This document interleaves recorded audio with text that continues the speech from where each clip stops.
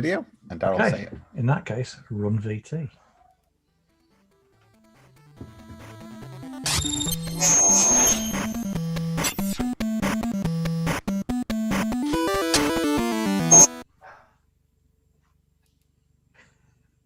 There we go. Hello. I heard a small yappy type dog. Yeah, I've turned my AudioX voice down so you can help me in the background. But Since when's the glasses matter thing? I'm going to actually join you, Matt, in dark frame glasses. Yeah. There you go. So, welcome to Gamecast number 33. It's getting up there now. We are members of the University of Huddersfield, coming from our home offices. Today we have me, Matthew Novak, we have Darryl Marples, and we have Ashley Stencil. And today's topic is going to be grads in games submissions, seeing as our students have just submitted to that competition. So we're going to take a look at their entries. Yeah. But first, it's finally the return after, what, a month and a half, 2 months? Because we didn't do one last week of What's on the Box. So I'll roll the intro for that. What? No. What you can say? You tell me. The box. What was in the box? Oh, what's in the box? Not until you give me the what's gun. In the box?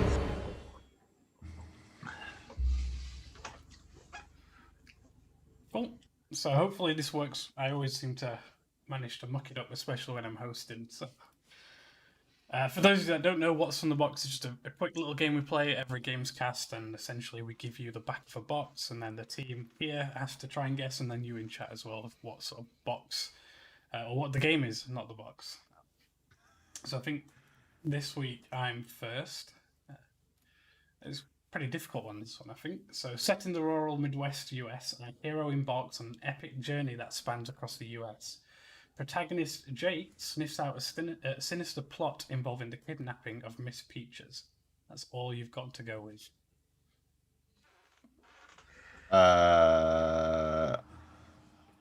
It's a pretty obscure game, so... well done. Is that the... What's the... oh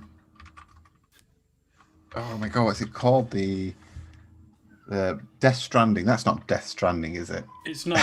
Don't look at chat because I'm very annoyed with Jake. Every time I do a box, everyone gets it within 10 seconds, and I thought this one was going to be the one where no one would get it. Oh yeah. Well, I was. I don't even know what he's put. So I've read it. I've never heard of it. So if he is right, it makes no difference to me. Oh, I do actually. I'm not going to pretend I knew that because I never heard of the game. I recognise the box art for it. Yeah. You might as well reveal, Ash, what it is. It's Dog's Life. Yeah, I recognise the box art, but I've never played it. It's really good. I only bought it as a kid because my friend told me you could jump on cars and poop on them. So obviously that's a selling point for me. But it's such a good game. You can sort of dig anywhere, if I remember. Yeah, it's pretty cool. Muzzy's right. People are Googling this. I'm sure they are. So do you know what? We wouldn't have got that. So we should probably hide chat when we're guessing. I think yeah. For the first few minutes anyway. I think I'm next. So yeah, you two hide the chat. Will do. Okay. Right, you are next. Okay. Reclaim your destiny. Prepare yourself for the biggest adventure yet. Get to grips with an open-air style that breaks new boundaries and honours the origins of this acclaimed series. Welcome to the world of Discovery. You missed a full stop at the end. I don't care. It might have been an exclamation mark, and it could have been a question mark. Welcome to the world of Discovery. Elite. Dangerous. No, it won't. Well, he won't have... so much. Yeah, but that's not going to be the back of the box, is it? He's probably just made it up. There probably is no box. It's probably just open air style. I think is the clue there. SSX tricky. It could be X3 or X4. They're pretty good games. Although it's air, isn't it? It's not space. Yeah, get to grips with the open air style.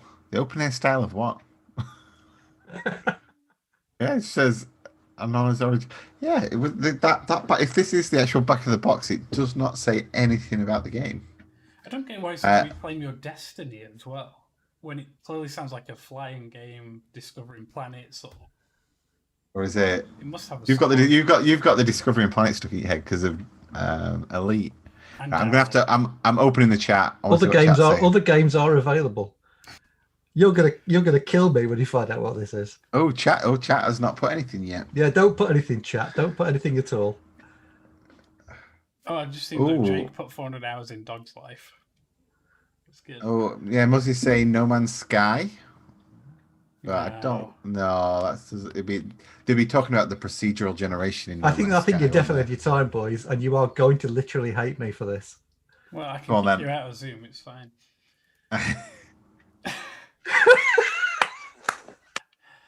So that's not the Breath of the Wild box. It's the Nintendo Switch version. We had the conversation earlier, said I couldn't use it because it had no text on the back of the standard version. I found the Switch version. Shall we have a look? It's only on the Switch, Daryl.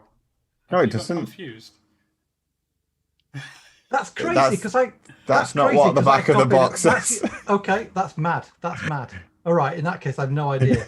But that definitely was. I pulled it off the interwebs, and that was the back of the box. I'm guessing that's a because that box art is a different box art. Different box art to yours, because that was the other side of that. So I'm guessing that's either a different country or a fan one. And Muzzie's backing you up. So. Yeah, because I would have got that. You're disqualified from next week, Daryl. Can I be disqualified from turning up at all? That'd be lovely. Okay, so Matt. Okay. Oh, there's a lot of text. All right. Okay, I'm going with this one. Let's have a look. So, in a dark time, an epic adventure begins as evil slowly envelops the world. The forces of darkness are pursuing the lost art of alchemy as they draw ever closer to their foul armed with noble weapons, mysterious synergy, and a host of elemental creatures. You must find a way to stem the evil tide. Your ordinary life is over as a rises above you and forever broadens your horizon. Can I just say, it's quite obvious you've just become a dad, because the way you read that, I was really immersed. Doing all the words and other voices. Hey, yeah, you should hear me read Spot the Dog. You need to get the Gruffalo and do all the voices. I used to do the mouse in Welsh when I read that to Rebecca. So yeah, you definitely Gruffalo. I do all of the different voices of the animals that are hiding. So it's like, what's behind the door? Oh, it's the bear. The bear's here now.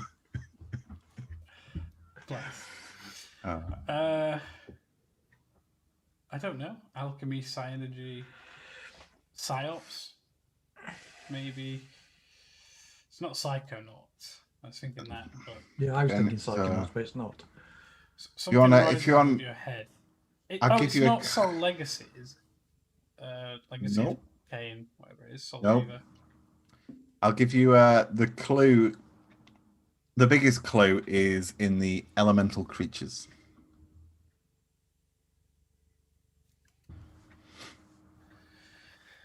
Oh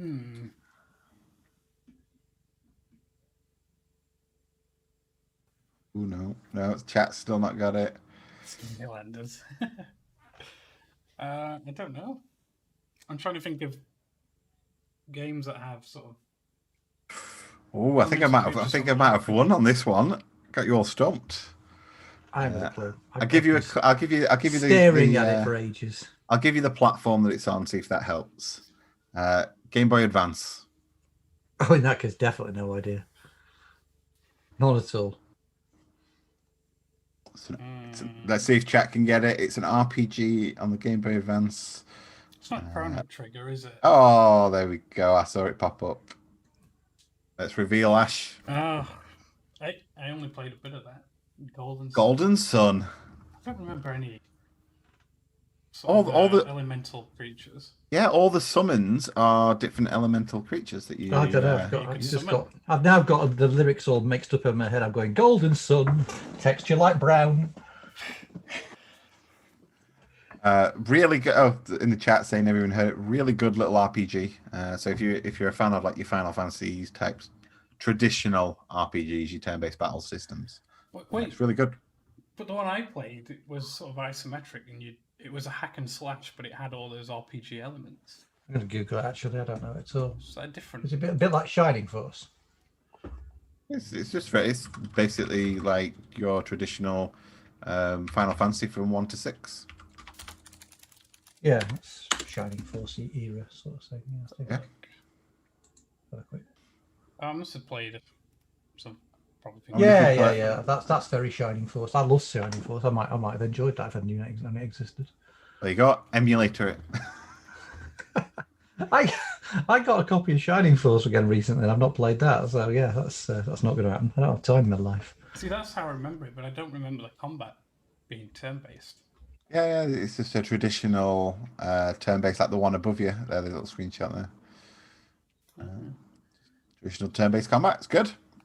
Someone in the chat saying really good music as well. You know what? I can't actually remember the music. I might have to go back and listen. Okay, went backwards. There's only 3 of us, so that's what's on the box over and done today. We're going to move on to today's subject, which is going to be Grads Games. So Grads Games has 2 categories. It has Rising Star and Search for Star. And the Rising Star is for anyone that's in a games course and is not in final year. So for first year and second year, it mainly consists of second years though. Yeah.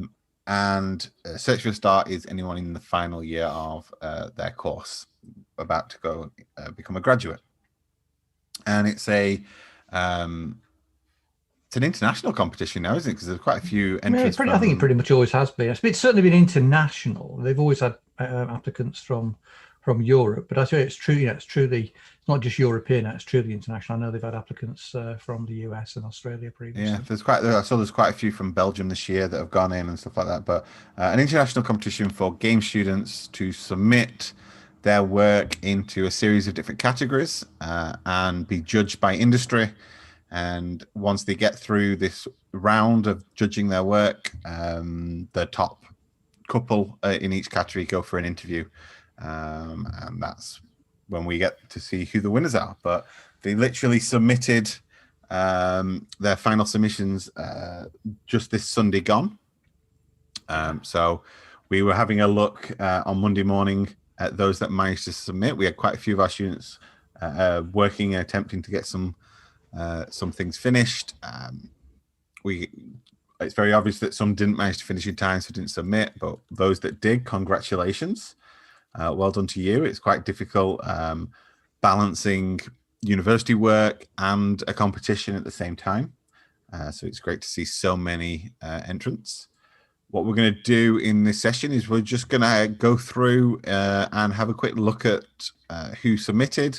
We'll put the links on the screen so as we go through. So if you want to go and have a look yourself, you can do.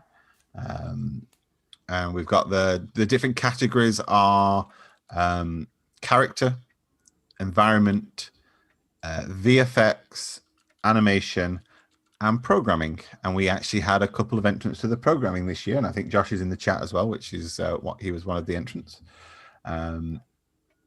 We didn't get anyone submitting to the animation category this year, did we? So we're going to have a look at the others as we go.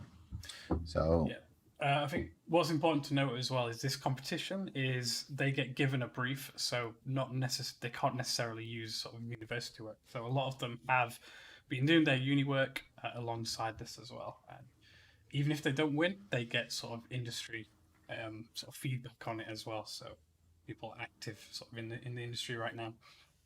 So let's have a look through. So the first one, I'll post the link in the chat so people can go and have a look as we go.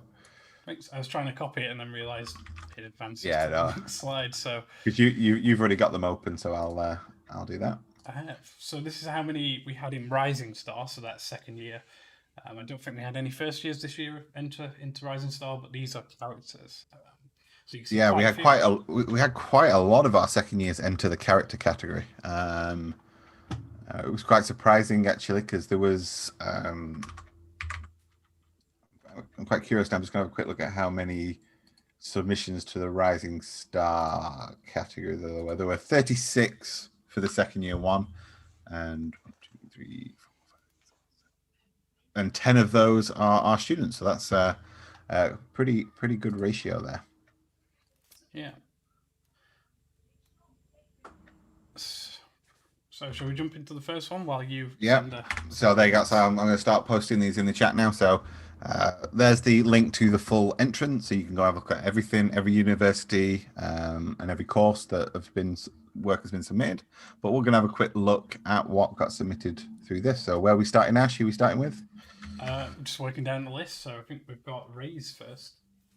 So yeah. So this is Ray's submission. Quite an interesting one, really, actually, because this is a completely different character to the stuff that he's been working on in Daryl's character module. Weirdly, he was going for quite sort of stylized, he's sort of like quite realistic looking characters, weren't he? With a hint of stylization to them, but then he's gone full down the what's the game called? Dragon Quest. That's it. Yeah. I'll just open his art station and you can see the sort of stuff Ray normally does. It's sort of quite realistic, sort of in between both, really, isn't it? Somewhat stylized, but so really nice piece. And I know he struggled a lot with getting to grips with, because he's quite good at sort of marmoset lighting. But this part of the competition is it has to be rendered in UE4. So transitioning to UE4 and getting that lighting set up and those shaders working so it looks almost Dragon Quest sort of lighting, I think was the main challenge for him. And I think it's still a little bit of work to do, but it's really sort of shown it off quite well. Yeah, it's completely different style as well. The way that you model this type of character, the way that you go about it is a very different approach. So it's a bold move to do for a competition, to do something a style that goes against the stuff that's been in your portfolio, but well done to him for attempting it. Yeah, well, I think he's after, it's the thing he's interested in, so he's after the sort of feedback specifically for this area. So it was a good decision, I think, to enter it. I've been looking at the Dragon Quest eyes. I'm a bit confused. I can't find any eyes that have that shape in any Dragon Quest images that I've been looking at. Is that shape's pretty spot on. It depends which. It's just the ones I'm looking at, and there's lots of different Dragon Quests. I've got to say, but I'm struggling to find eyes that are that square. Dragon Quest 11 is probably the one that kind of does that kind of look. Oh, Ray's in chat. He said, "Should have done what I always do." No, not at all. I think it's like you say, it's a big step away from what you normally do, and it's nice to have that variety in your portfolio, especially if this stuff interests you. I know you took a lot of time doing the eyes, and I think eventually you tried multiple techniques, which is all in your sketchbook, and you settled on this one, which works well. So, yeah, I think you've learned and grown a lot just by exploring something different. Yeah, always use these things as ways to experiment and improve yourself in your portfolio. So it's good. So well done to Ray for submitting. Should we have a look at the next one? So in chat, I'm going to keep posting these. Please go ahead and have a look at them as we go through. This one is a really nice one. This is one from Migle, which I think turned out really well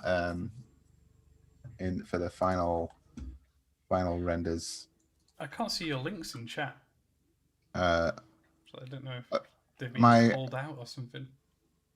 Oh, are they being called? Can you not? Can people see the links in chat as I'm posting them? No, can you see them in the chat? Sorry, I've buried the. No. No, I'm not seeing any links now. That's so. Are they blocking URLs? Let's see if I can. I've just put one in. Hopefully, you can see it. Yeah. I'll quickly switch account and I'll log in as the HudUni so I can post them. Stream crashes. Force me out, is it? Yeah, that's what I was thinking. That could be weird. So this one's from Migle. Yeah, I'd love this. The thing for me that really is quite striking is how much she's improved in a year. The work that I got submitted for character animation last year was nowhere near as competent as this. So she's clearly done a tremendous amount in the past sort of year. Well, it's not even a year, is it? It's really only realistically only about sort of 6 to 8 months. So this is great to see. Yeah, and I think we saw her last year in Viz, and me and Matt pretty happy with her submission, and just gave her some feedback, and quite clearly see she's sort of taken it and built upon it. I really like this shot of it. I think it's nice, and the lighting is clean. I think this one seems quite soft, isn't it? Yeah, the work here is good, but the background looks like a rendering that sort of puts it off a little bit. But and it kind of makes her look like a little miniature figure, like a little dwarf. Like kind of tilt shift imagery, hasn't it, going on? Yeah, like a little fairy or something. Like it's instead of this big bold character that it's supposed to be. See, it works better here, but I think it's blown out a lot with the lighting, and we've got a floating branch. I quite like that. That to me looks ethereal rather than blown out, if you know what I mean. So yeah, maybe that's just my eye. I don't know. But yeah, good topology as well. Solid. Nice and clean. Yeah. But yeah, the sculpt's good. I like the sculpts as well.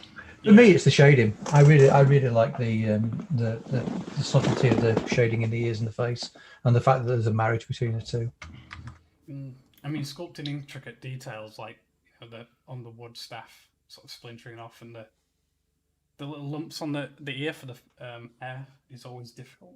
I think normally there's a mistake where it always looks a little bit noisy, and this doesn't, so it's good. Some nice asymmetry going on. Yeah. So well done to Miglet to getting that in. I can see Miglet in chat. Just if you can, I'd go and change the color of the font because it sort of hides. You sort of have to double click it to read it. But yeah, really nice submission again. Next. So who's next up? So we've got Joseph Hughes this time, who has done a sort of anime My Hero Academia character. Is this My Hero Academia? Is this a game? I've never really heard of this one before. No, it's just it's an anime about a school full of superheroes. I think they made a fighting game from it, but pretty good anime. Oh, right, okay. I was having a quick look. Okay, yeah, I can see the influence now for it. Weirdly, the hair here looks really good. There's some sort of like outline on it, but it's sort of missing from the sort of main image. Just reading chat. But... Yeah, for me, I think this is really nice. I think there are some qualities of it that could have been subtly tweaked to improve it. I think it varies from each to each, though. But I'm getting a sensation of kind of elements of the textures feeling quite hand painted and soft, and that juxtaposed against the sort of more those metal rings around the arm, which to me feel too low poly and too hard edge. There's no sort of chamfering really on them. I think that juxtaposition is a bit jarring, but otherwise it's really nice. I like the dynamic pose there. That's sort of solid. As you said, the hair's really well implemented. It's just the shader. What a couple of images have a better shader applied to them than others. Yeah, hair, especially anime hair, is always a difficult one to get right. So it is. Nailed the hair. I think an issue with the clothing is it just looks too thin and just doesn't look like it has any weight. But I think the skin texture and especially the sort of patterns on here are quite nice. I'm just looking at some reference of the character because I've never seen this character before. This what's he called, Dabby character. I think he has quite distinctive eyes according to all these references that I'm looking at, and I think you've not quite got that in the final render. But if this is your own interpretation of it, I think it looks really good. There's something that came up in class is we had lots of different references for Davy, all with different ways of wearing his clothes, so it was very difficult to get a solid image, I suppose. But you can see here, just the collar is super thin, and that's the only real thing that annoys me, I think. Yeah, and when you're doing clothes, you really need that thickness, don't you, of the fabric Yeah. to come And through. So the cuts look like it should be leather. It looks like it's a very weighty cut in there, but when you look at the collar, you can tell it's quite thin. Yeah, but well done again. Congratulations on getting it submitted. We wish you the best of luck in the competition. Yep.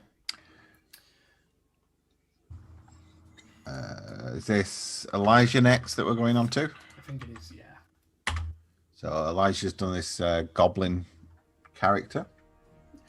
So he was working from somebody's concept here, but if I remember, he didn't follow the concept exactly. He, I think he just used it as sort of inspiration.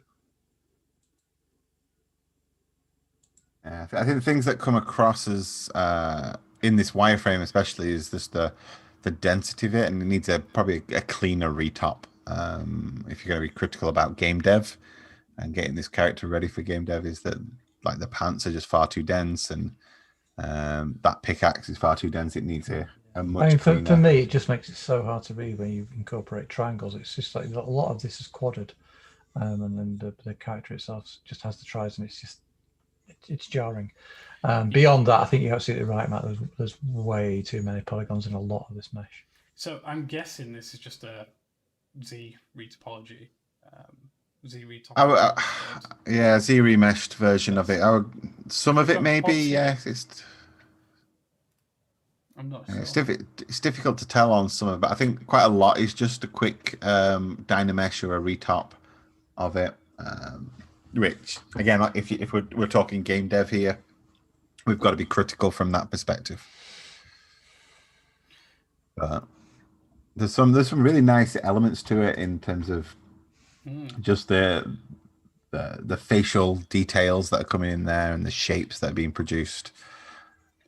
Yeah, even just the wood on the barrel sort of worked with the style that the character's been sculpted, which is nice. Yeah, I like the little diorama that he's put together, the little gold nuggets that he's collecting. I think that works really well. Yeah. Yeah, I think whenever you're doing this sort of work, that context is vitally important. Yeah. I've got to admit, I'm not a big fan of the wood that's been used on those barrels. I think it's overblown with comparison to sort of like pretty much everything else in the scene. But it's another one of those. Well done for getting it done and uploaded to the competition. It's never easy to get these things done on time, so well done. Congratulations. I like the use of the thickness map as well.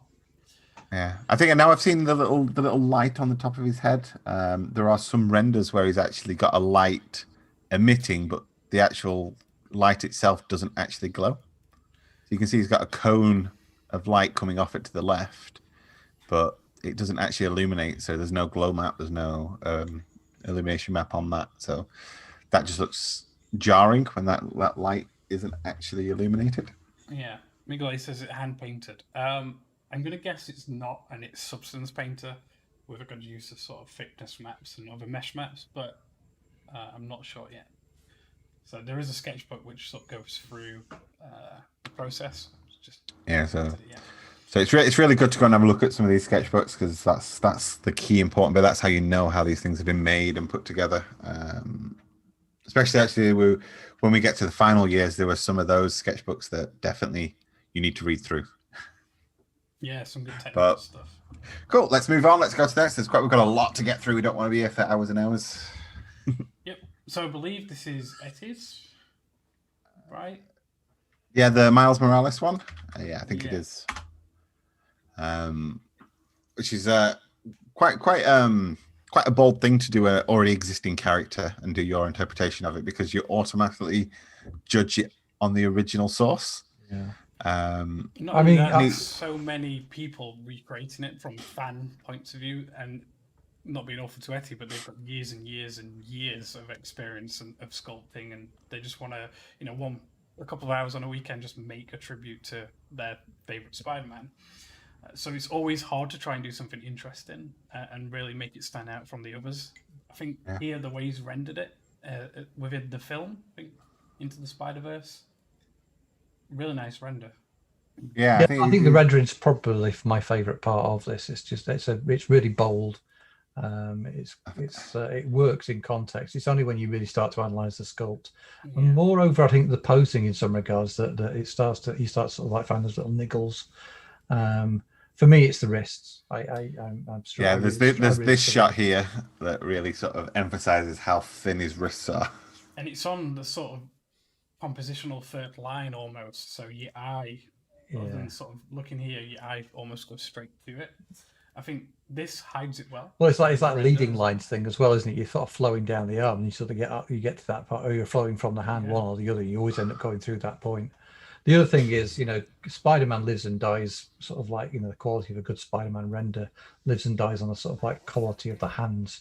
I've got a couple of Spider-Man sculpts in the house, and they really, well, entire cabinet back there if you look carefully, but the hands are always a vital part of that sculpt, and I think in this case they just, there's no rigidity to the bones within the hands. It all feels very soft and flexible, almost like the bones have been removed. Yeah, the but problem is that it's far too dense, so rigging it is just pulled it and stretched it because it's got a lot to play with, and they're not correct sort of topology in the wrists, so that's probably the issue. I think there's some really nice elements there. I really like the shoes. Shoes have come out really nice. The little high top trainer type thing that's going on. I think the jacket has a little bit probably more of a plasticky look than he was going for, in terms of the final material properties. But overall, that's a really good submission. So yeah, the normal bake's worth commending as well, because I think that really does help. There's some lovely macro details as well. Yeah. It's got, I mean, it is. We're critting, obviously. We can't help ourselves. We never can.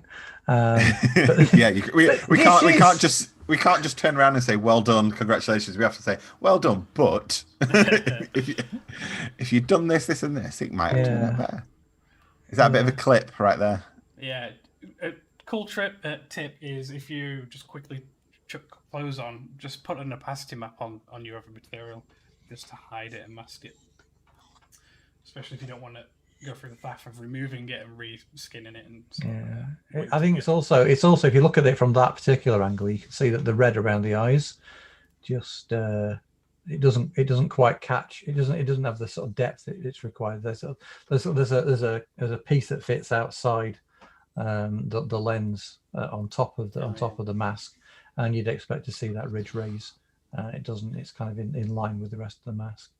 These are subtle things, but they really, your eye is drawn to the issues, or at least if you mean Matt or Ash it is anyway, because we're evil. Yes, we are. So again, well done. Let's move on to the next one because we've got a lot to get through. Yep. This is next one, Ethan, I think. Yeah. So Ethan's one who's come a long way, sort of just in comparison to his first design. Really sort of pushed what he could do, learned what he needs to do next, and sort of incorporate it into here. We've got a nice sort of diorama there. I'm never a fan of dioramas that sort of have an opacity on the bottom. I like big solid bases. It's a quick and easy way of just getting a base together. Though it's used to a quick fall off on it, better than a hard edge. But I quite like the design of this character, but it's very obviously 2077 inspired, with that light up collar. Weirdly, doesn't seem to be giving off much light considering it's a light up collar. It's like the whole of the underside of the jaw is in shadow yet illuminated by an opacity, a glowing thing. Probably just needed another couple of lights in there really low just to give that detail. I gave Ethan a couple of tips that I'm not sure have come sort of like through to fruition at the final render of this. I still feel that the irises need to be larger. I would have liked to seen sort of like more color variation in the whites of the eyes. It's little things like that again. So your eye is drawn to the eyes. You can't help yourself but look at people in the eyes. And if there's anything even subtly off with them, then it does kind of ruin the rest of the experience to some degree.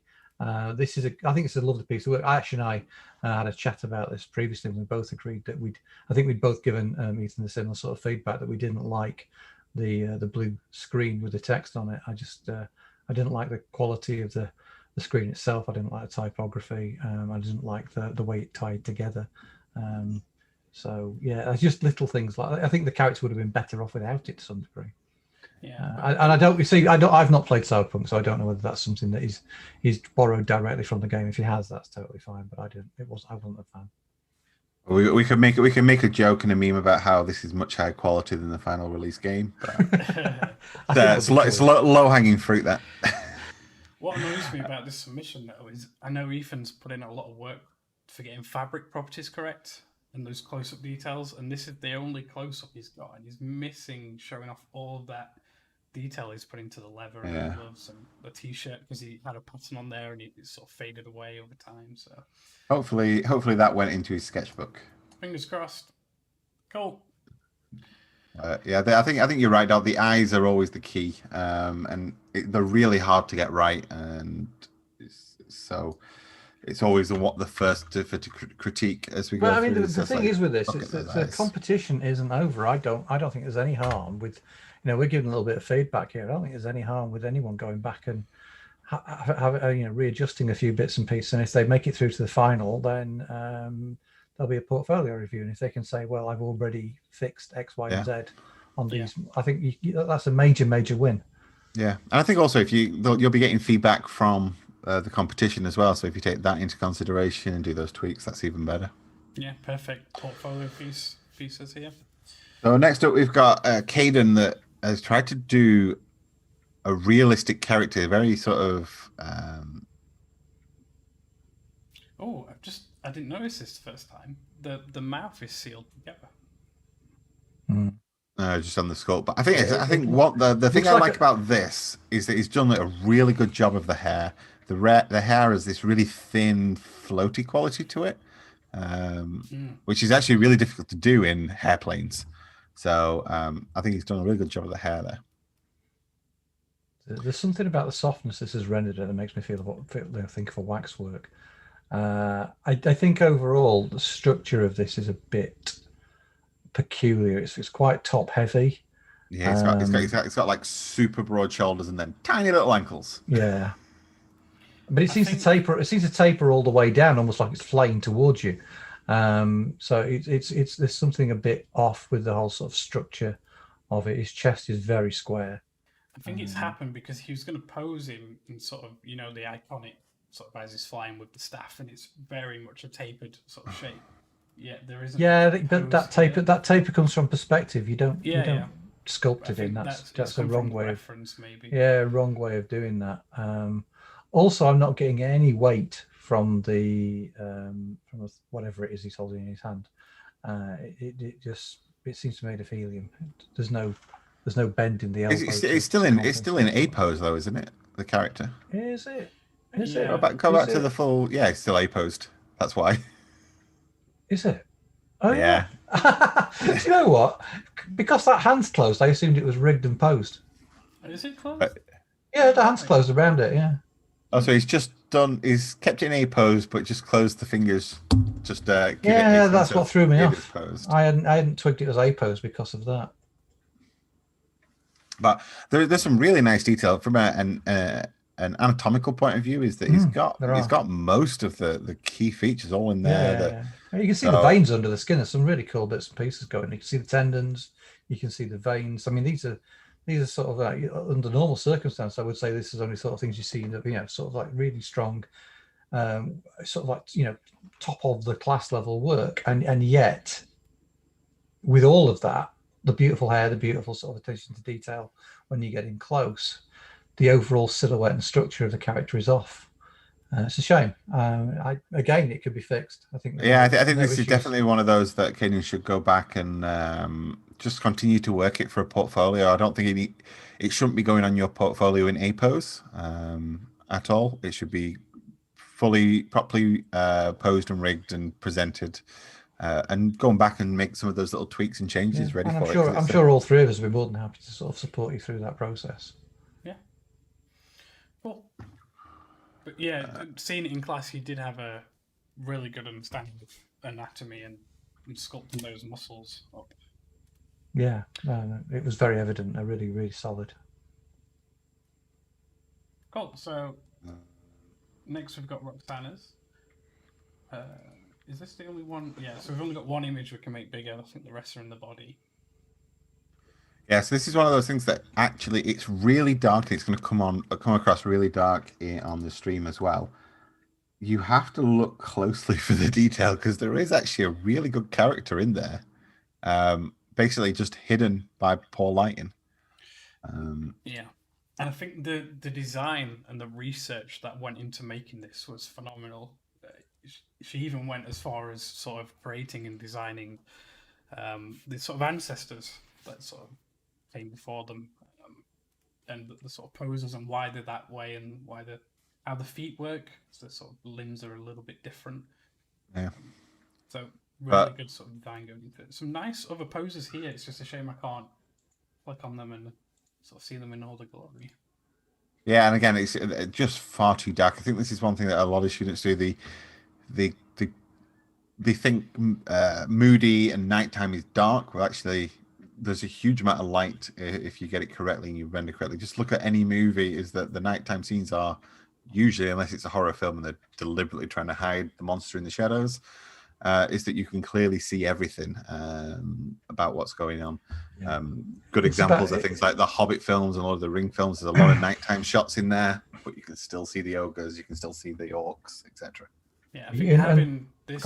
Sorry, Dara. Having it this dark, having a close up of the face with the pad sort of illuminating all the sculpting work she's done would have been a good one.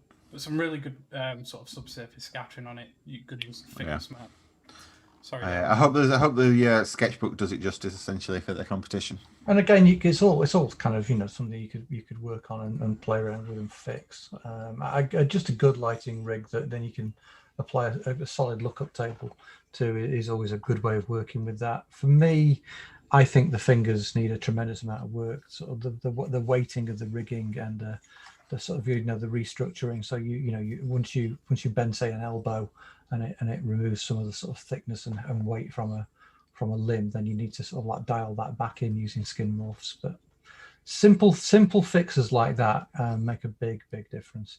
The main thing to remember when doing hands is that when you put your hand out flat like this, then the fingers are all kind of touching, and there aren't big gaps between fingers. That sort of, I always call it banana fingers, but it's you've got to think about the sort of like the we always see those sort of big gaps in between the fingers, and I know it's easier to sculpt that way, but they don't really exist. So even if you are sculpting with the fingers separated, they're V's and not U shapes. That's a good way to think of it. I've just, while we were talking, then I just downloaded the sketchbook from her submission. That's interesting because while we were talking, I downloaded Shining Force. I just found it on Steam and bought it.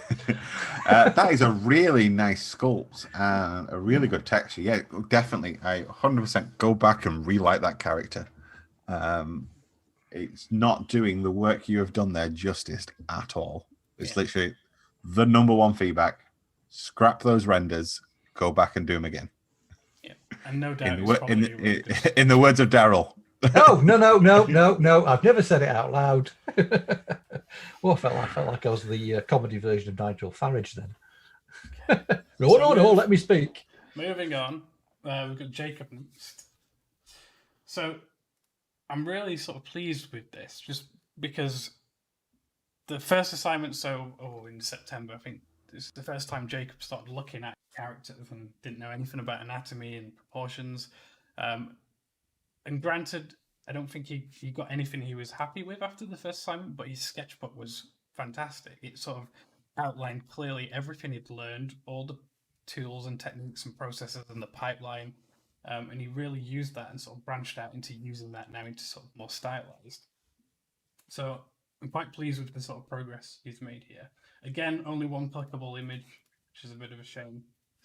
I know he spent a lot of time looking at proportions and sort of trying to get that right as well. I think we still need a little bit of work doing on the hair. It's still, again, it's like I say, it's always difficult sculpting hair, especially thin pieces. They always end up looking quite noisy and putty-like. But I think there's a softness to this sculpt. When you're trying to do stylized, you tend to do quite defined lines because most stylization comes from illustration work and sort of pencil work and things like that you're gonna translate into that 3D form. It has a very soft quality to it, which actually is giving it like those little troll dolls you used to get that were like sort of vacuum formed, like molded sort of plastic. It's kind of giving it that sort of sense, especially in the face a little bit. So I think if you're gonna go back and do another character, is really start chiseling in some of the forms and the planes a little bit more to get that stylization. I think this where the waist is confusing. I think there's an imbalance between the sort of the torso and the legs, and where the waist is positioned. Given the fact it's a cloven hoof character, you would expect the legs to be longer than they are, and particularly sort of like the intersection between sort of the legs and the buttocks and then into the waist. I think there's that whole area needs work. It's also the I think there's something about the pose which is a bit stiff. It doesn't feel I think it's high elbows. I think that's what it is. It's the high elbows. They just don't work for me. I think it's almost T-posed. I feel like this is like it's still in T-pose. Let me trick you to think it's not. Yeah. I think it needs to come in a little bit more to define the arms. But for a second ever character and stylized this time, not bad. I think the polish brush will do wonders for you. But again, Ash, it's that whole thing of just, what we've got is a really solid foundation and incredibly subtle tweaks. I mean, just dropping the elbows, if it is rigged correctly, it's going to take 30 seconds. It's not going to take any time at all just to repose that and get it to look a little bit more fluid and natural. It's similar, same thing with the head. There's just a tilt on the head. How again, it's 10 seconds just to click and rotate. But those little subtle things make a huge difference. I think the other thing for me is whenever I see characters of this nature, I think you have to absolutely nail the shine of the eyes and the brilliance of the brightest thing in that scene by a long way should be the reflection point in the eye, and everything else should follow and flow from there. I know in this instance we've got a magical glyph at the bottom, and that again should probably shine quite dramatically. But those two things really should be super duper bright, and everything else should flow from there. And the most saturated thing in there should be the iris. I think that's so important. Oh, well done. And last of the second year character, there's a lot of second year character submissions for the judges to go through. I need to go to bed at some point tonight. We're gonna get through this.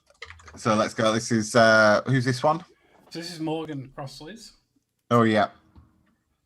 Quite a like sort of what do they call this type of characters? Like not an ent, the big trees. Fawn, maybe, yeah, fawn sort of style. Yeah. Character. I think there's some nice shapes there, some nice design, that transition from the head, which I think is quite nicely stylized. I think the texture work definitely needs another couple of passes. It's quite clay-like across the whole surface, do you reckon? Yeah, I think it's done well in the sort of style of, I don't know, Disney Infinity characters. It sort of looks like it would be printed that way.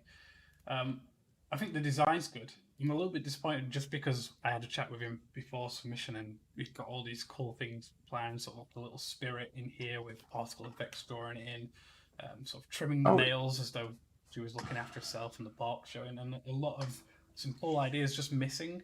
But we know. I think that's. I just clicked through onto his art station. I think that's actually a render of the high poly. That one. That's why in ZBrush. I think the one with the light is the retop and texture, which again it's still very flat and clay-like, but not quite as obvious as the high poly sculpt. But well done to all those second years that managed to submit. I wish you the best of luck in the competition, and hopefully you'll get some feedback that you can utilize going forward.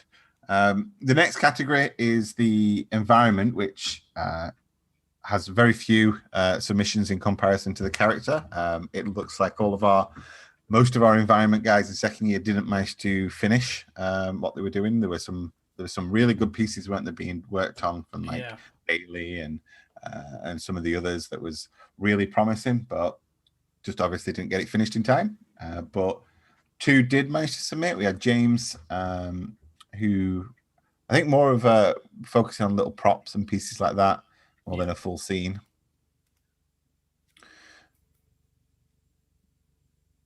I think it's happy place. I think was the theme for this. Yeah, I think the biggest one here is just lighting and the importance of lighting. Because as soon as you get to this shot, which is quite flat, is that you lose all that sort of detail of the guitar and the specularity and stuff. So,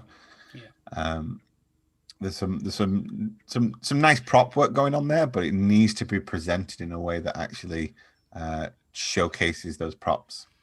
Yeah, it's difficult. Lighting is going to undo all of your work if it's not done correctly. Which is unfortunately a shame. And in fact, that segues nicely to the other upload. Jack had that issue in his first assignment, so really spent a long time looking at relighting. Again, not perfect lighting, but it's a much more sort of better improvement than last time, and it does show his work a little better this time around. So the first time he's tried stylized, some quite nice sort of stuff in there. He spent a long time sort of practicing different stylized sort of workflows.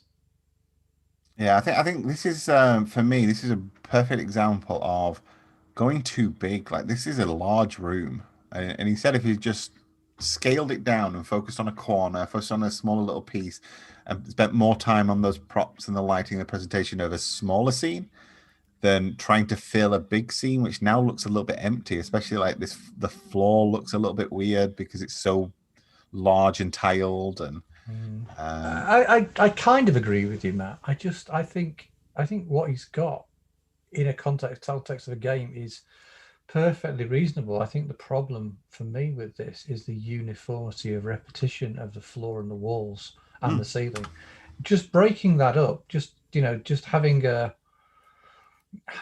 there's so many different methods you could use, but simply putting decals on that to break it up would have been a nice simple way of doing it. I mean, the process we've probably gone through in class and explained all of that. There's nothing wrong per se with I like, actually, let me give you things that I like the use of color, and I used to like the use of light. I think if I'd had a chance to look at this prior to it being submitted, there's that whole thing of the uniformity of the size of the books, the uniformity of the floor, uniformity of the wall, but also I think probably most glaring for me is the very specifically tubular turned look to the legs on the chairs.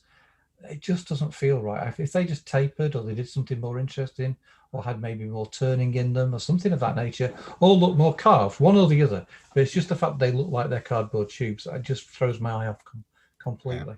Unfortunately, it's another case of run out of time, because I think I had a chat with him 2 days before the submission. Loads of cool stuff planned to bring it all together. Like you said, Matt, it seems too big. It had a rug in there and lots of other ideas, but just ultimately... I think for me, if you just bring up that fourth image down, it explains, like, the fourth one down, that one, is that look at how empty that room is and how much space there is around that table. It's almost like this, you've got this tiny little table in this giant room, and it just the entire thing just gives this sort of like awkward vibe to it. And I think then because you got the repetition of the floor and the walls, it sort of emphasizes that awkwardness. Yeah. There's going to be a rug and more stones around to get rid of the seam between the wall and the floors, some metal sort of things for the posts coming out of the wall, and unfortunately just didn't quite get around to I think if I was giving feedback for this, I would say is for your portfolio of this piece is actually to take everything you've got and just rebuild a different layout to that room. Is not to redo any of the texture, not to redo anything. It's just build a different layout, make it a little bit more interesting. It's very square, boxy. I think you can add a lot more interest just through that, because some of the texture work is quite nice in there. Some of the, like you say, the color and stuff, but it just doesn't come together as a whole. Yeah. Cool. So those were the two for environment, and well done to the second years for getting those in, and we wish you the best of luck, and really delve into that feedback when you get it from industry. Next up, can I just add that I think it's really great that you've managed to do that, given the circumstances we're under, and given the fact that there's a ton of work to do for your modules alone. So doing this and getting it all sorted on time is really commendable. Yeah, well done. Congratulations. Round of applause.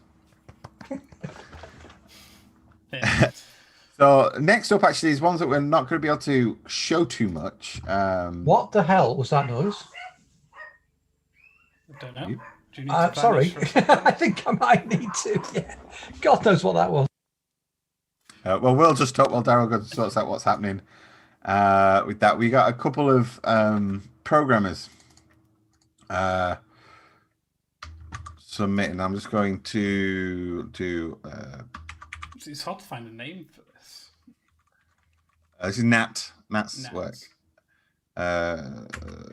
So here's a link to the programming submissions this year. And actually I think there was only Nat and Josh that submitted, but let me know if I was wrong, because everyone just used their online presence name, which made it really difficult to work out whose was what. But Nat's piece,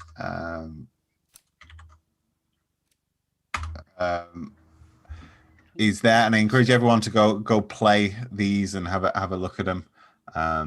It's great that we've got some programmers actually entering. Programmers that don't know why, but they tend to shy away from competitions. I think the easiest way to say showing sort of screenshots is probably maybe let's just have a look at the description of what they've built. That might be the easier.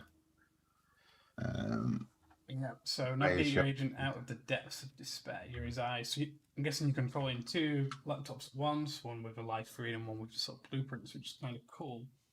You can move the agent with WASD as normal, and mouse is selecting a couple of devices. So it sounds like you're sort of like controlling. You're like the secret agent controller essentially, and you're like giving commands of how to escape, which is quite an interesting little premise. And I think everyone should go and have a play of these and see what you think of a one-man band programmer essentially. So I get it. So your mouse is completely locked to the right laptop, and you can choose your devices, and then you control your character through just visually looking at the left one, which is really interesting. An interesting take. What was I'm guessing the theme was some kind of secret agent spy type theme for this one, because both submissions follow that. It doesn't say on the brief, does it? No, the full brief register. Looks interesting. So Josh has just put a message in the chat saying. So they got given. So Josh says they got given a maze generation template that they had then to do something with. Ooh. That's interesting. So that's where the maze on the right comes from. Then is that's okay. And so if this is random every time, and have to figure out where to put things, that's interesting. Okay, and then the other submission to this was from Josh, who's in the chat right now. There's his link to his work called For Your Eyes Only, which looks like a sort of Metal Gear Solid style stealth game where you're hiding in vents and trying to get past enemies.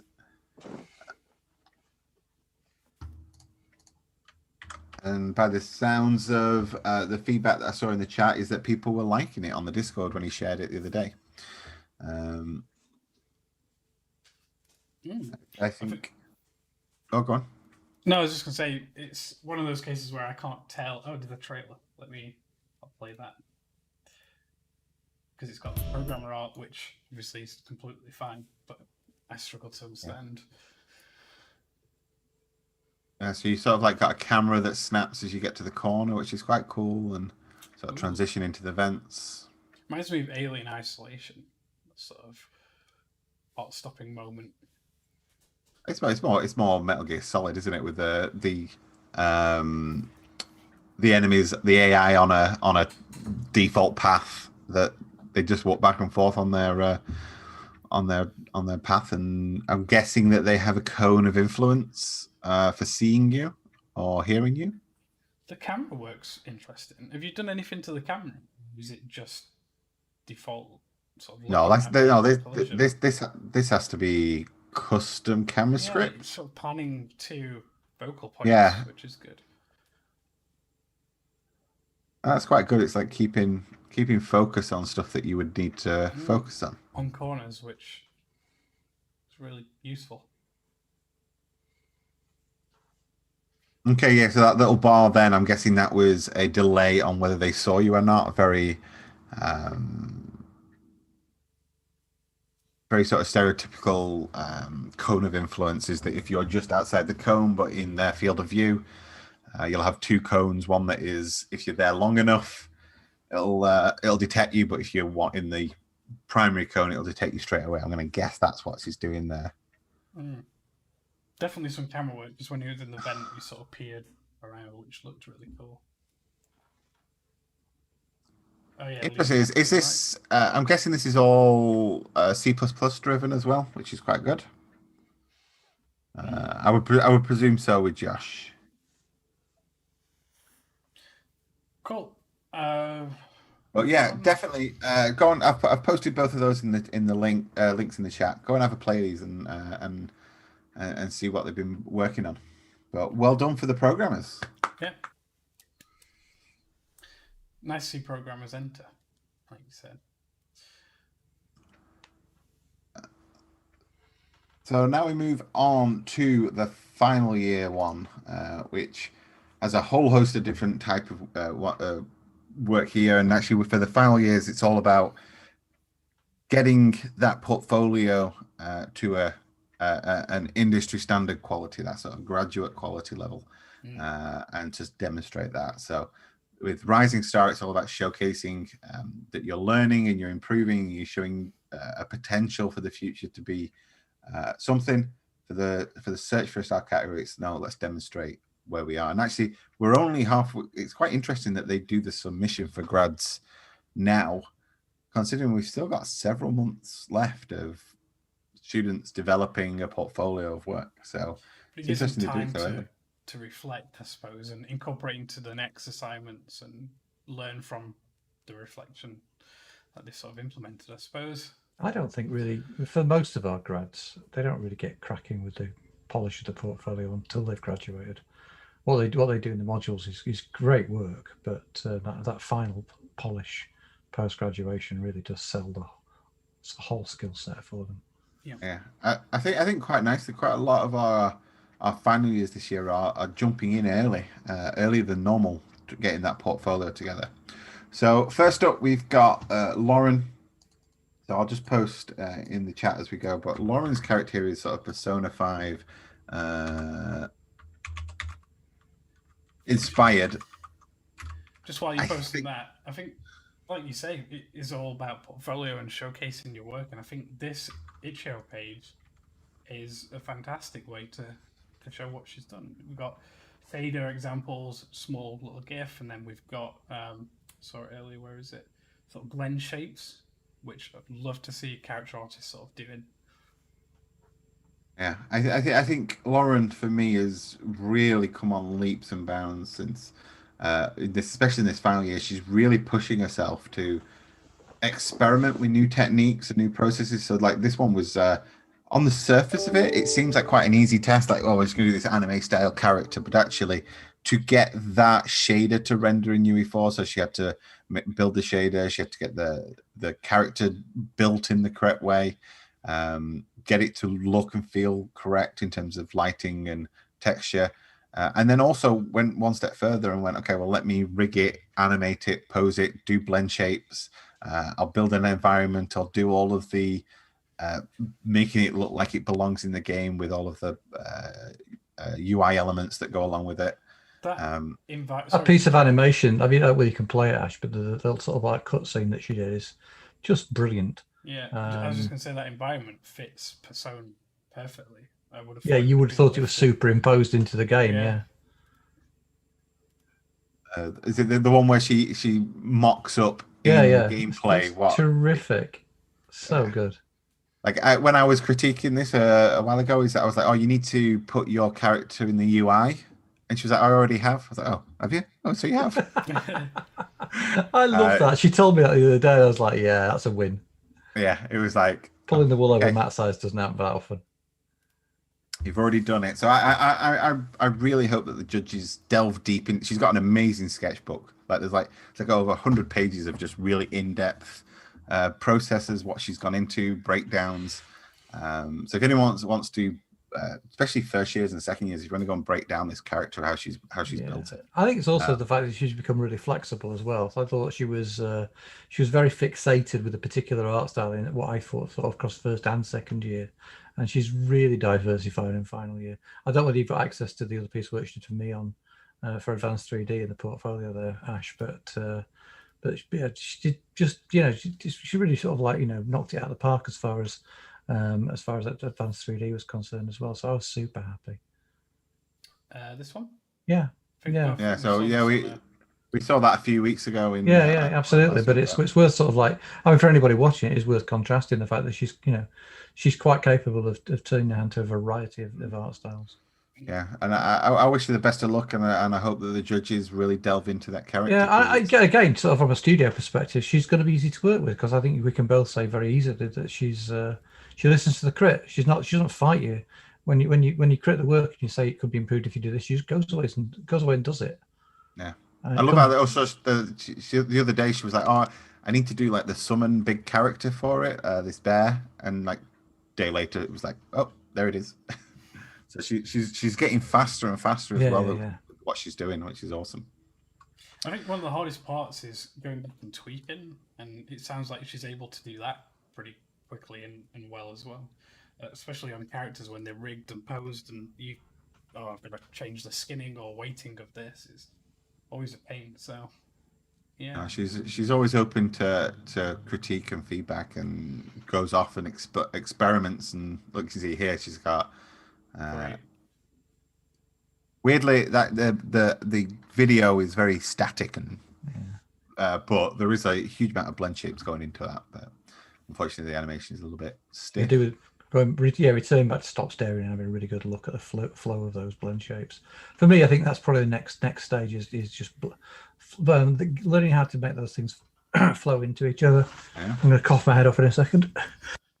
I'm really interested. She was telling me yesterday that she's moving on to realism because she doesn't have a realistic character in her portfolio. She wants to demonstrate that. So she's set herself a target of a realistic character next. So good luck to that. And then Jack's joined us in the chat. So Jack's is an awesome character artist. So the fact that Jack's saying awesome is good. Insane amount of detail. Cool. Next, Oliver Fayette. We've got Stranded Astronaut. I love this. I've said this to Ollie directly, but I just love how he, again, similar to Lauren, just how much he's progressed in second year. Good showcase of work. Ollie's one of those that he just keeps grinding until he gets it right and takes that feedback. And one of the things that it was a running joke really in second year is that all his characters had the same face regardless of race, gender, or species. And he has really tried to work on that and improve it, and he's getting better each time. Like you can see here with this character, he's gone up that next step, that next level. Do you know what this reminds me of? It reminds me of, you're probably too young to remember, but it reminds me of Dan Dare. There's quite a lot of paintings of Dan Dare that feel like that. There's something wonderful about the sort of the shading and the structuring of the color, and it's just terrific. That's apology. Yes. Sorry, carry on. Yeah, Carol. there's a huge amount of work going into this in terms of like just marvelous designer for the initial clothing, and then hard surface modeling for the suit, mixture of ZBrush, mixture of traditional poly modeling, the anatomy and digital sculpture stuff, and then material properties across the board are really strong. All the different types of fabrics and different materials across that suit all read differently, which is really good. Hard to do, but he's doing it really well. I get a very The Outer World / Mass Effect sort of vibe from it. So, like we say, I encourage everyone to go and have a look at these and go and have a look at the portfolio of work that they're putting together, because they are getting stronger. And like we said, we're only in, but we're still in January, and we're getting these pieces being put together straight away. I just tried to post a picture of Dan Dare into the chat and then realised that I haven't got permissions to do it. Damn it! What a shame. But it does. I found a really classic Dan Dare with the helmet and everything and the shading, and I can't share it.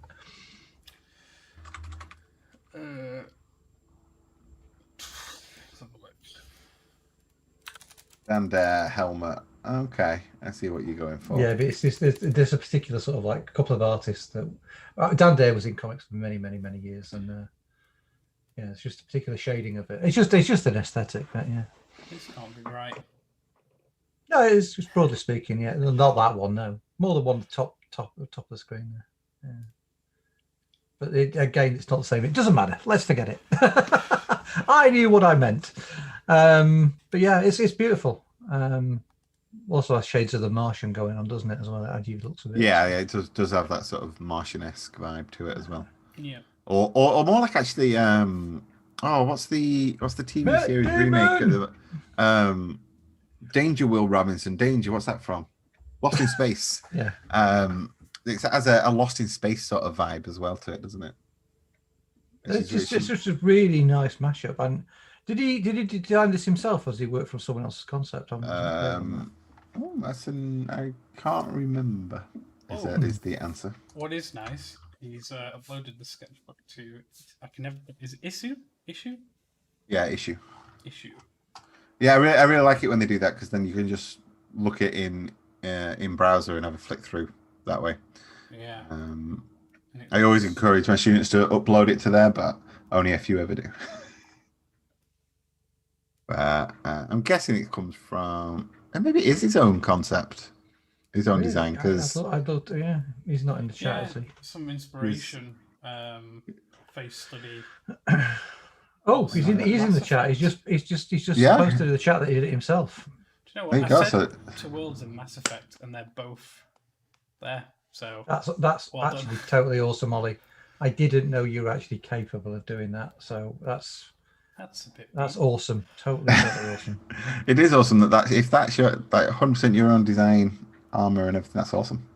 Well done. Love it. Even Love better. It to bits. Oh, ouch! That was a bit of a burn. I didn't even know you were capable of that. Yeah. I didn't. He worked from concept for my module, and I just, I've always said, if you're not capable of doing your own concepting, work from concept. But it turns out he's quite capable of doing his own concepting. That's a major bonus if you're going to be a character artist, to be able to sort of like say, I don't want to do it like that. I want to do it like this. So that's terrific. Tone is important. Shout out. Awesome. So next up in our character category, we have Josh, you and Norman. Yeah, so Josh is. I really like the design of this character. I think the texture work needs to be pushed a little bit further. There's not as much tonal variation, as Josh says in the chat. Tone is important. There's a lot of tonal variation in it, but I do like it as a design piece. Yeah, to me, the face, it just gets lost because it's just the one tone, but lovely sort of stylistic piece. I see it first one of those pieces you could just take into Photoshop and just play with levels, and suddenly it'll ping and you go, oh yeah, it looks like that. Yeah. And I do like the fact that because he started, unlike, so we were talking about where this started from. So this started from a concept, but the concept was only of the face. So the rest of the body is his own design, sort of expanding on that initial concept that was sort of was there. And I think he did a really good job of sort of bringing that sort of earthy tones, the weight, the asymmetry of the character as well is pretty good. I think Josh is one of those that is each time he does a new project, you can see him just finding his feet more, getting that confidence to sort of experiment a little bit more. So. I just love the asymmetry of it.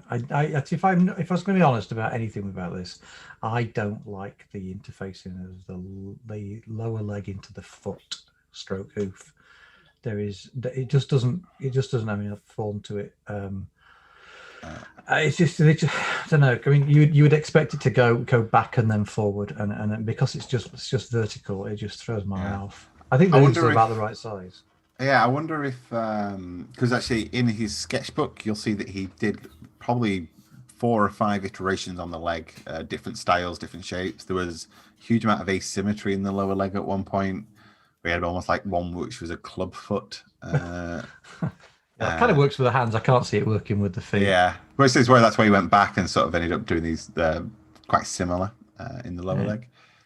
Yeah, see, I remember this from last year. So the jump from, because this looks very Disney Infinity, and the inspiration for the samurai was as well. But yeah, you can clearly see his progression. Just those 3 characters alone, you can see the progression from each one, can't you? Yeah. As he's getting more and more confident in the way that he's producing these characters. So I think all 3 of them have a problem of not pushing the texture work quite enough. So I think that's one thing I would feedback and recommend is really go to town on your textures. Yeah, just color variation as well as. There you go. That's there's the concept. But you can see the shade variation in that, can't you? You can almost imagine what that would look like if it was sort of done with autumn colors in the beard and things of that nature. I love the color pop of the bird and the sort of flower. Oh, actually, if you ever see this, Josh, then color the green beard. I wouldn't do it as a green beard. I would definitely do it as autumn colors. Leaves fading to oranges and browns. That'd be beautiful. But I don't know. I quite like the difference between the browns and the greens. That green's just the green in the. I don't think you could get that. The thing of those autumn colors, you get a ton of color variation, and you get layering, and you get there is a beauty to that. And even if you don't do it sort of like early autumn rather than sort of deep autumn, you would still get a really sort of nice blend. Whereas just doing it as green is kind of a little bit dull and safe. That being said, I'm very pleased he's got his reds and his yellows in there. Often go as a miss. So, good. Cool. Who have we got? Oh, Lewis we've got next. So Lewis did an amazing job of getting this finished because I saw it a few days before submission. It was a long way off being finished. So the fact that he managed to get this to come to it's almost like there's a theme developing when it comes to Lewis's work this year. Yeah, to a submission to a submittable point, did an amazing job. And I love the contrast between like the sort of graffiti on the armor on the mechanical legs, and then like the tattoos on the body are really strong when you start looking at the close-up shots. I think for this one you probably have to jump to his art station. I don't think they're clickable, are they? No. I just noticed the little box shorts. It's Supreme on it. I think a lot of people would have just done the shorts. And I remember this from the last. Yeah, stream. I just realised frustrating when I do the let's show off my advanced viz module work is that a lot of this is going to be repeated. But the transition from skin to inorganic is good. Again, often one that's difficult. Yeah, I think if you in his concept that he was working from is that was this really weird, like there was so many different materials going on. There was real skin, there was artificial skin, there was plastic skin, there was then metal work, and actually I think he's done quite a good job of sort of translating quite a lot of those different materials across. And I love those little goggles. Yeah, scratches on it, different on both as well, which is nice to see. Not on the lenses themselves. I'd have liked to see a little bit more, like we've got the sort of replacement parts, which is cool, but maybe a panel off here with a couple of wires in, just break it up a little bit more, but that's just nitpicking, I think. Yeah, I do love the tattoos that he's got as well. His tattoos look like tattoos as well, which is good, which is really hard to do, get that sense of ink beneath the surface of a skin. Which is what essentially you're doing. But look at that. the lighting just picking up the surface details here. Yes, well rendered as well. I keep looking at our Zoom stream rather than looking at the YouTube, and it's a lot more clear on the YouTube stream. Yeah, I think one thing that he probably is lacking here is just that final pose. He has a pose there, but it's quite just a static, relaxed pose. Where I think he needed that quite dynamic. This character is quite a unique individual, and I think he needed that sort of really dynamic pose to go along with it. I remember him saying he wanted to have him sat almost on like a little stool, like a plastic chair, like almost gangster looking, like protecting a doorway or protecting an entrance of some variety. And I think he has missed that, getting that personality across of the character, but definitely got the render quality across. It's good. Yeah, look at that final shot there with the tattoos on the face. What's the resolution of the textures? Is it stated anywhere? It'll be in his.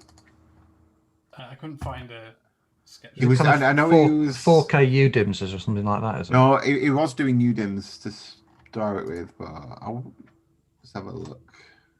Did he say anywhere? There's so much detail. It's like feels like it's multiple.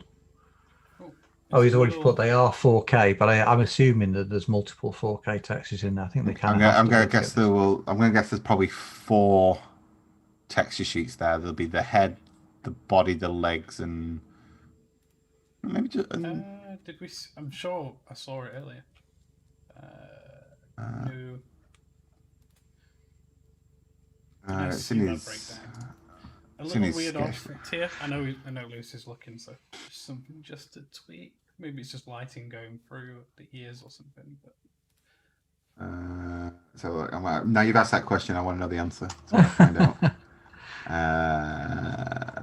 I think if I was just going to reflect on this a little bit, Lewis, means you are watching. I think the interface between, if you can just scroll up on that image a bit, Ash, just the interface between those panels in the head, and there's a seam across the forehead. I don't know if you can get that in shot. I can go. There was maybe it's a previous image, but there's a seam in the forehead. Yeah. I don't think it punches quite as much as it could. So a minor tweak might be just able to make that sort of like more readable. It's a bit lost. I only spotted it. The tattoos are far stronger, and I've looked at this several times, and I've only just spotted that seam. I really like it, but I just feel it needs to be more defined. Love the scarring here, just around.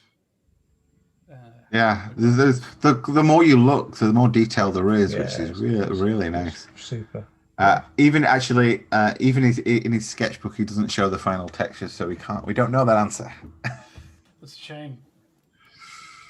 I think, yeah, just for presentation purposes and information purposes, that should be in the ArtStation portfolio. Is just those final texture breakdowns. I think that's one thing that's missing. It'd be really interesting to know what those are. Well, well done. Congratulations. That's all the characters for Final Year, I think. Anyway, I'm pretty certain that was all of them. Yes.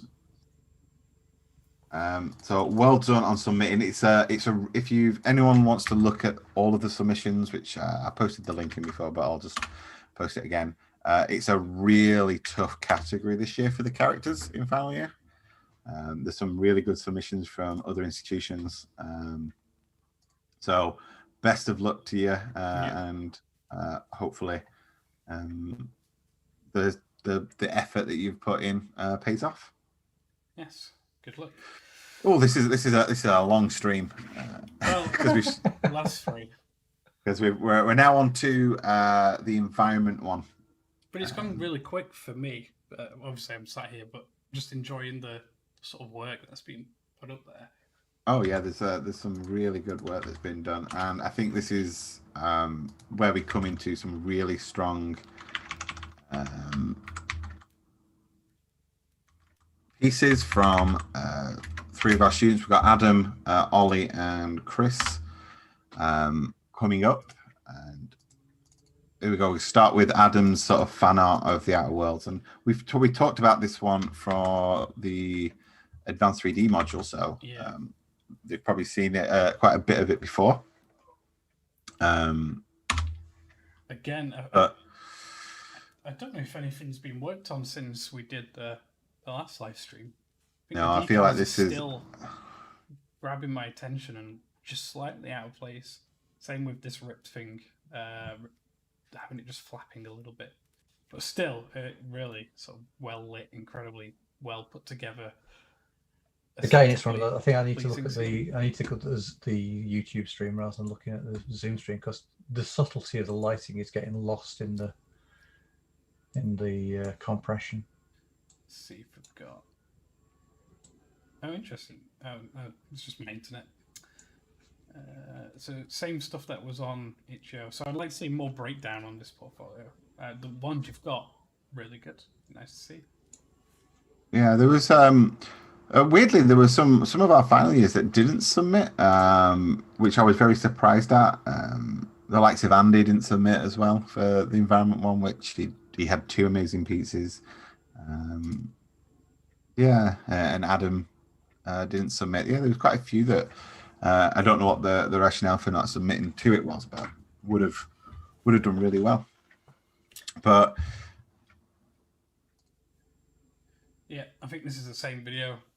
Adam was doing this for my advanced phys, and you'll see it when we go through that module. Was doing this Resident Evil 2 style petrol station. Do like the intro sequence to that, and that was coming along really well. So I wonder why this got submitted over that one. Maybe just thought this was a bit stronger potentially. So it'd be quite interesting to see how his final portfolio of work comes together, and how they complement each other. So we've broken that down and given feedback that in another video. You can go back to Gamescast number 32, I think it was. No, 31. 33, yeah, so 30, it'd be 30 then. Gamescast 30 would have been the Advanced 3D one. And have a look at that feedback. Let's move on to the next one, because we've got some new ones. This is Oliver McGrath, who's done a Sea of Thieves inspired captain's quarters. And I just love the density of this scene. The more you look, just the more you see stuff going on and little unique props everywhere, all over the scene. I just noticed he's still got that damn exploding barrel tucked away in a place it wouldn't be in context in the game. Just I think weirdly the lighting has come out a little bit flatter than some of his test renders and stuff that we looked at, or maybe it's just these final shots that's come out. But I do just love the sheer density of it. Every time you look at a new shot, there's like, oh, there's a sniper there. There's a candle. There's some more ropes. There's a lantern. There's a flute or a lute, not a flute, a lute just propped up against the desk. And then you look at the desk and it's filled with little props. Some coins. And then there's different types of fabrics and different types of chests and I think there's just a huge amount of information, a huge amount of props on display here. For quite a small scene, really, and how densely packed it is. So I think well done for just getting that feel of it. Does have that Sea of Thieves sort of aesthetic as well, which you managed to achieve. He's nailed that. I mean, you could definitely tell where it's from. I'm just looking at the required conversations with him about a couple of bits and pieces. Just the knotting of ropes, like there's a rope grids that don't make any sense.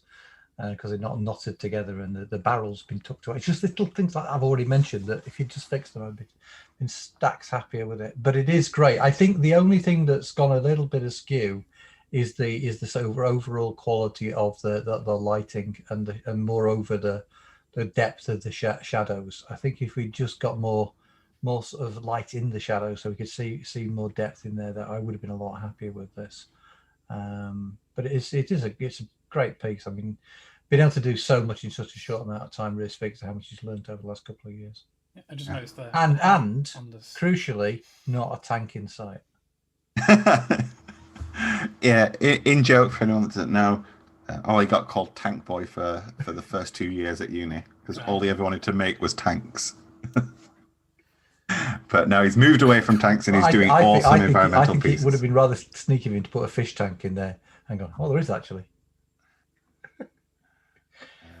I think he's doing an amazing job. And I think for his portfolio, because I don't think he's got this actually on his ArtStation yet.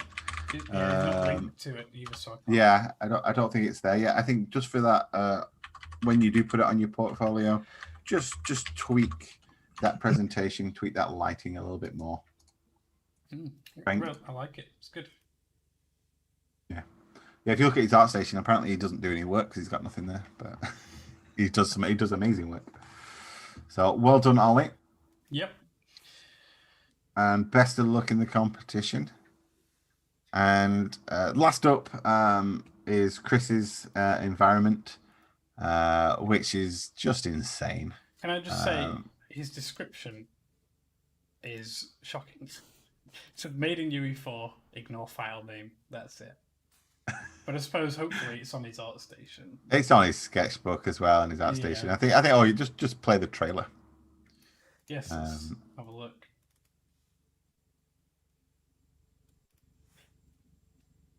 I don't know what's going on with my internet. Look at that. Just almost on a film sort of CGI level, isn't it? It's totally spectacular. But I imagine it's built and optimized in a way that is for games.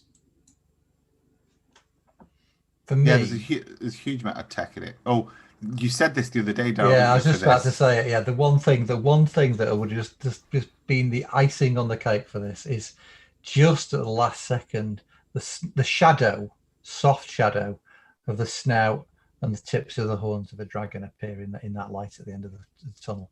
That would be amazing. With a little bit of a low growl to the soundtrack. But yeah, otherwise, this is absolutely sumptuous. It's totally AAA. You know, it is one of the best portfolio pieces that I've seen from anybody, period, let alone one of our students. It's just so good. So I can't fault it. I really can't. From a technical perspective, I can't fault it. There's just that little bit of additional storytelling I'd like to see at the back end of it. But technically, it's perfect. I think this is one that I recommend. I haven't posted it in the chat yet. Go and have a look at it. Go and have a look at his sketchbook. He's done an amazing breakdown of how it's been built.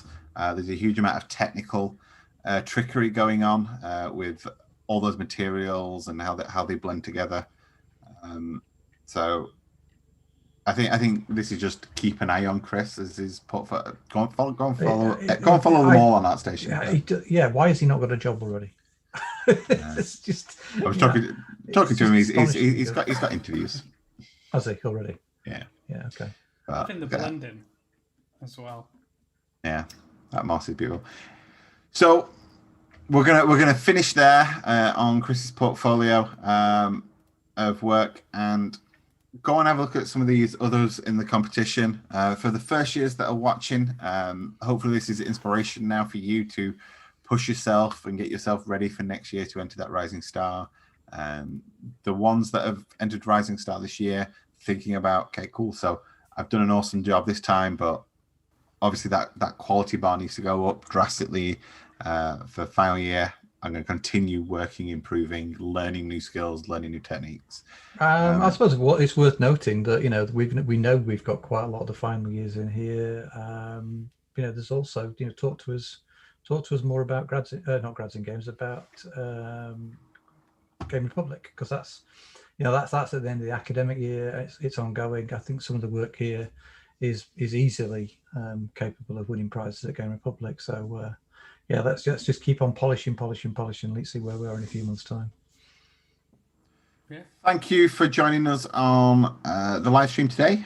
It seemed to go quite well with YouTube, and hopefully we can continue to use this. So thanks for joining us, and we'll see you next time. Yeah. Bye. Take care. In a bit.